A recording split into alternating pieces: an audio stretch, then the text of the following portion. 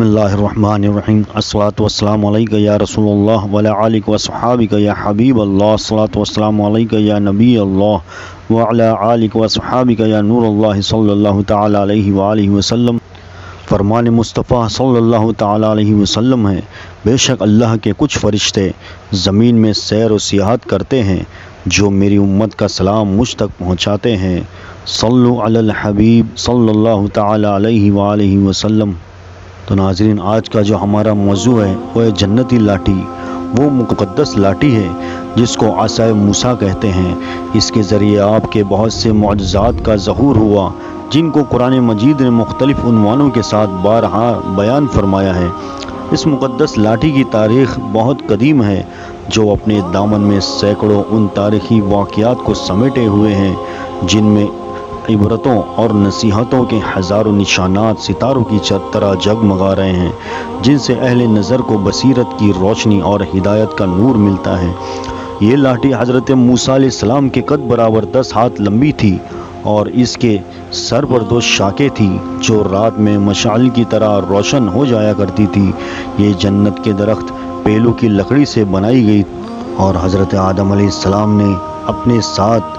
5 چیزیں جنت سے لے کر آئے تھے، جس میں سب سے پہلا عود جو خوشبودار لکڑی تھی، حضرت موسیٰ علیہ السلام کا عصا جو عزت والی پیلو کی لکڑی کا تھا، اور انجیر کی پتیاں، اور حجر اسود جو مکہ معظمہ میں ہے، اور نبی معظم حضرت سلیمان علیہ السلام کی وہ انگوٹھی۔ یہ 5 چیزیں جنت سے اتاری گئی تھی، اور حضرت آدم علیہ السلام کے بعد یہ مقدس عصا حضرت انبیاء اکرام علیہ السلام کو یک کے بعد دیگر بطور میراث کے ملتا رہا، یہاں تک کہ حضرت شعیب علیہ السلام کو ملا جو قوم مدین کے نبی تھے۔ جب حضرت موسیٰ علیہ السلام مصر سے ہجرت فرما کر مدین تشریف لے گئے اور حضرت شعیب علیہ السلام نے اپنی صاحبزادی حضرت بی بی صفورہ رضی اللہ تعالیٰ عنہ سے آپ کا نکاح فرما دیا، اور آپ 10 برس تک حضرت شعیب علیہ السلام کی خدمت میں رہ کر آپ کی بکریاں چراتے رہے۔ اس وقت حضرت شعیب علیہ السلام نے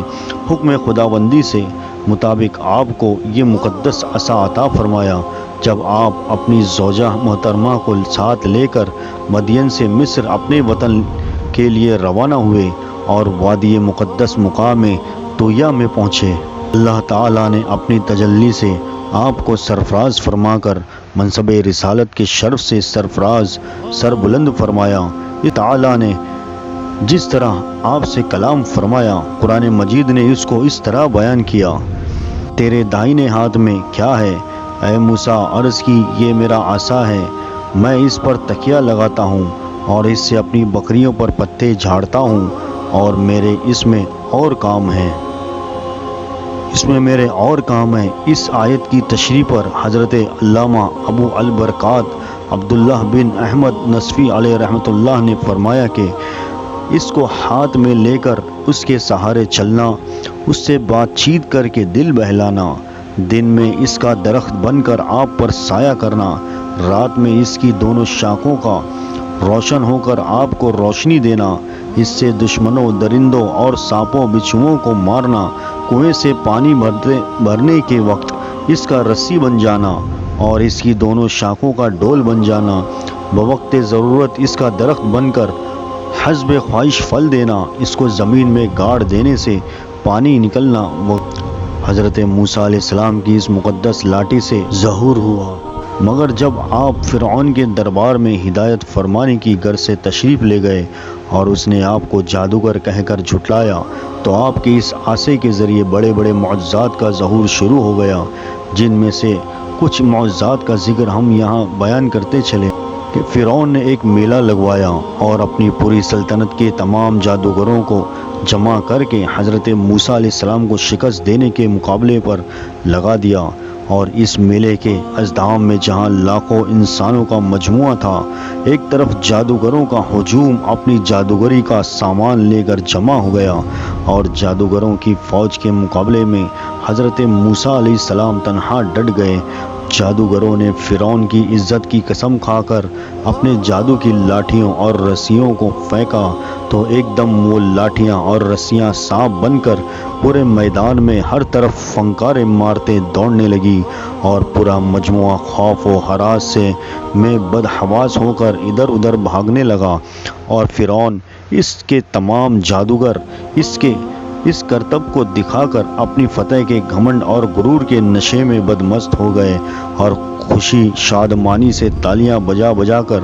اپنی مسرت کا اظہار کرنے لگے۔ اتنے میں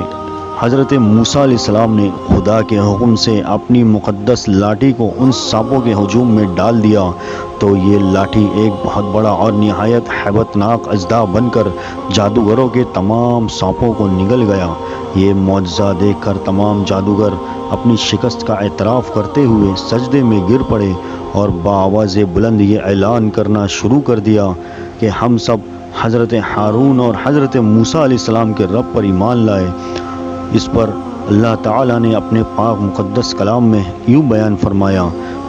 ترجمہ کنز ایمان، بولے اے موسیٰ یا تو تم ڈالو یا ہم پہلے ڈالیں۔ موسیٰ نے کہا بلکہ تمہیں ڈالو۔ جبھی ان کی رسیاں اور لاٹھیاں ان کے جادو کے زور سے ان کے خیال میں دوڑتی معلوم ہوئی تو اپنے جی میں موسیٰ نے خوف پایا۔ ہم نے فرمایا ڈر نہیں، بے شک تو ہی غالب ہے، اور ڈال تو دے جو تیرے دائیں ہاتھ میں ہے،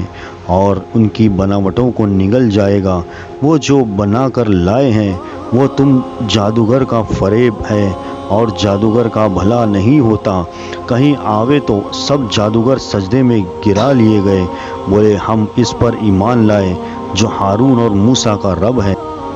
اور جب حضرت موسیٰ علیہ السلام ایک مدت دراز تک فرعون کو ہدایت فرماتے رہے اور آیات و معجزات دکھاتے رہے، مگر اس نے حق کو قبول نہیں کیا، بلکہ اور زیادہ اس کی شرارت و سرکشی بڑھتی رہی، اور بنی اسرائیل نے چونکہ اس کی خداوندی کو تسلیم نہیں کیا، اس لیے اس نے ان مومنین کو بہت زیادہ ظلم و ستم کا نشانہ بنایا۔ اس دوران میں ایک دم حضرت موسیٰ علیہ السلام پر وحی اتری کہ آپ اپنی قوم بنی اسرائیل کو اپنے ساتھ لے کر رات میں مصر سے ہجرت کر جائیں۔ چنانچہ حضرت موسیٰ علیہ السلام بنی اسرائیل کو ہمراہ لے کر رات میں مصر سے روانہ ہو گئے۔ جب فرعون کو پتہ چلا تو وہ بھی اپنے لشکروں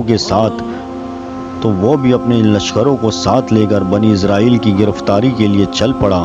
جب دونوں لشکر ایک دوسرے کے قریب ہو گئے تو بنی اسرائیل فرعون کے خوف سے چیخ پڑے کہ اب تو ہم فرعون کے ہاتھوں گرفتار ہو جائیں گے، اور بنی اسرائیل کی حالات بہت نازک ہو گئے کیونکہ ان کے پیچھے فرعون کا خونخوار لشکر تھا اور آگے موجیں مارتا ہوا دریا تھا۔ اس پریشانی کے عالم میں حضرت موسیٰ علیہ السلام مطمئن تھے اور بنی اسرائیل کو تسلی دے رہے تھے۔ جب دریا کے پاس پہنچ گئے تو اللہ تعالیٰ نے حضرت موسیٰ علیہ السلام کو حکم فرمایا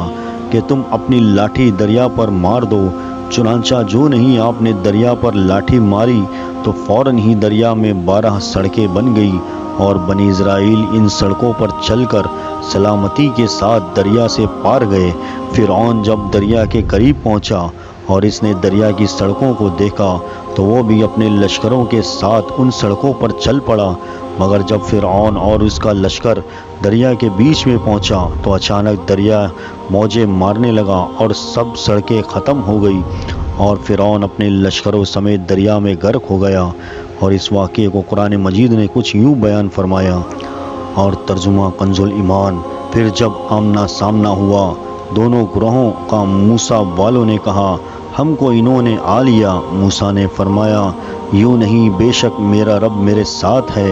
وہ مجھے اب راہ دیتا ہے۔ تو ہم نے موسیٰ کو وحی فرمائی کہ دریا پر اپنا عصا مارو، تو جبھی دریا پھٹ گیا تو ہر حصہ ہو گیا جیسے بڑا پہاڑ، اور وہاں قریب لائے ہم دوسروں کو، اور ہم نے بچا لیا موسیٰ اور اس کے سب ساتھ والوں کو، پھر دوسروں کو ڈبو دیا۔ بے شک اس میں ضرور نشانی ہے، ان میں اکثر مسلمان نہ تھے۔